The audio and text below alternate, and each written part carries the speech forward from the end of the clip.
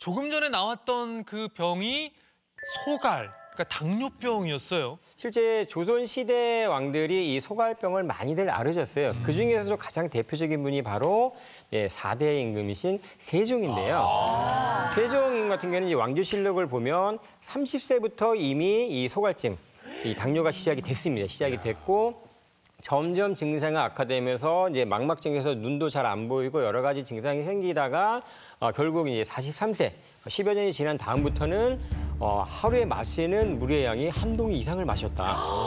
당뇨병으로서 물을 많이 마셨던 거죠. 사람이 그렇게 한 동이를 마시면은 큰일 나지 않을까요? 이제 당뇨병이 이제 말 그대로 이제 우리 몸의 혈당이 이렇게 혈액 속에 혈당이 굉장히 올라가는데 물을 충분히 먹어서 혈액의 당 농도를 떨어뜨려 주는 것이 치료법 중에 하나이고요.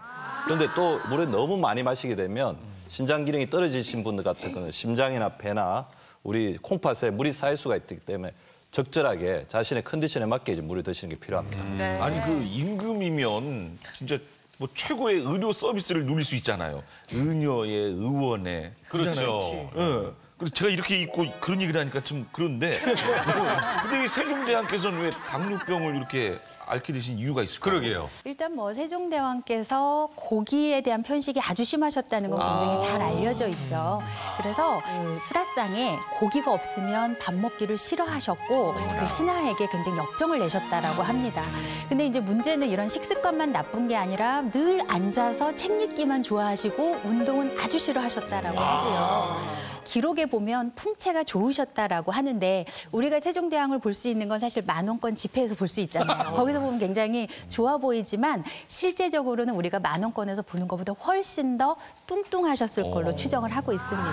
그러니까 이게 왜냐하면 임금님은 이제 육식을 뭐 세종대왕은 육식을 좋아해서 육식을 많이 드셨지만 우리 백성들은 사실 이렇게 육식을 많이 못하는 상황 아니었을까?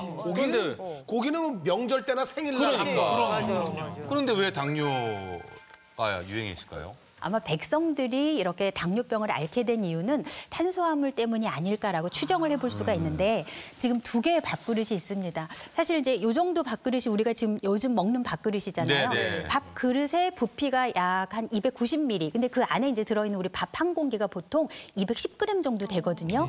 근데 조선 후기 기록에 보면 성인 남자가 하루 그 한 끼에 7홉 그릇에 밥을 담아 먹었다라는 기록이 있어요. 7홉이라고 하면 지금 여기 보시는 이 정도입니다.